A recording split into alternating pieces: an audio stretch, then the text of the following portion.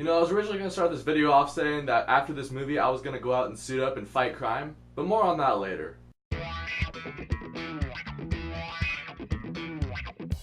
Kick-Ass 2. So Kick-Ass 2 is the sequel to Kick-Ass, which, if you guys didn't see my review of, I love that movie. In my opinion, one of the greatest comic book movies ever made. And so now we have Kick-Ass 2 and Aaron Johnson, Chloe Grace Moretz. They're both back as Kick-Ass and Hit Girl, and it's been a couple years since the first Kick-Ass movie. Kick-Ass is now a retired superhero, and Hit Girl's living with that one guy who used to be Big Daddy's partner back when he was a cop. But now Red Mist, otherwise known as McLovin, he's really upset at Kick-Ass for, spoiler alert for the first Kick-Ass movie. I guess that's, it's the Kick-Ass sequel.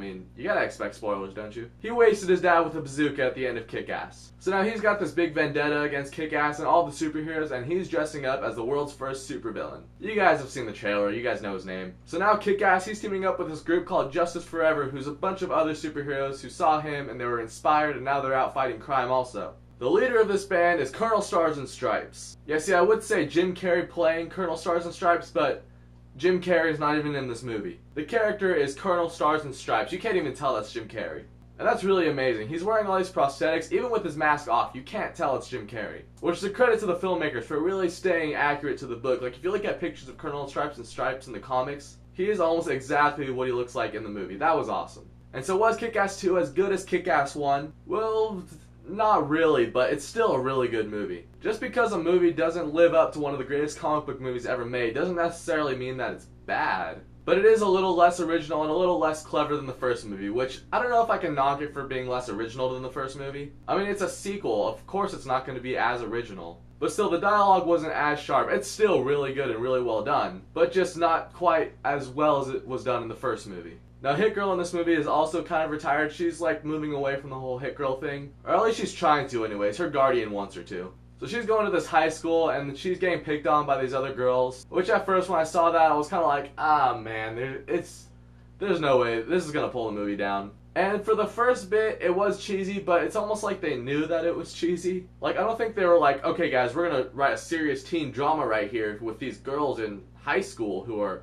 dressing up like Barbie dolls. Yeah, no, you can't have it, so they kind of play it up that it is kind of stupid. But I thought that the way that that entire subplot resolved itself was pretty cool. And it was also an ending that I didn't really see coming, which is another cool thing about this movie. The writing in this movie, there are some times where I thought I was going to know where it went, and I actually didn't. It went in a completely other direction from what I expected, which is something that the first Kick-Ass had too. So it still has that element of surprise in it. And like I said at the beginning of this video, I was going to say that this movie makes you want to suit up and fight crime as a superhero. But one thing that's really good about this movie is that it shows the consequences of what happens when you are a superhero. Because like they say a lot of the time in this movie, this isn't a comic book, this is real life. And so real life actions are going to have real life consequences which might, kind of backfire in your face. And so I think this movie had just as much heart as the first movie had, and it really got some extra points for that. The soundtrack in this movie was also awesome. I really liked the soundtrack in the first Kick-Ass movie. There were a couple themes that returned from the first movie, which when those came on, it just put a smile on my face.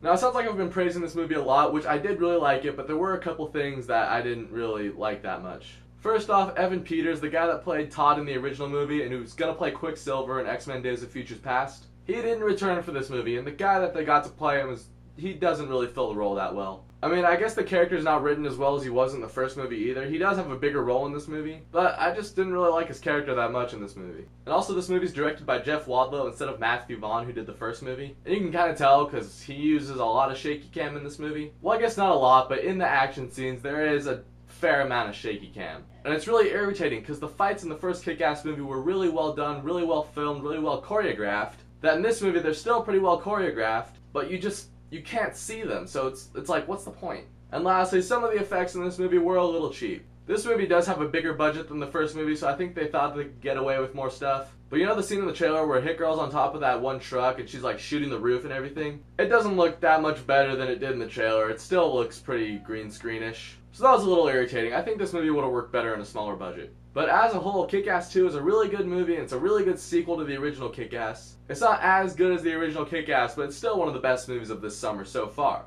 I'm going to give Kick-Ass 2 an A-. I think you should definitely go out and see it. That is, if you've seen the first Kick-Ass. If you didn't like Kick-Ass 1, this movie's not going to win you over at all. So if you were to be a superhero, what would your superpower be?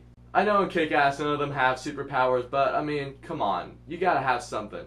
For me, no brainer. Spidey powers, man. That stuff is legit. So anyways, thanks for watching this video. If you guys like it, then click here to see more.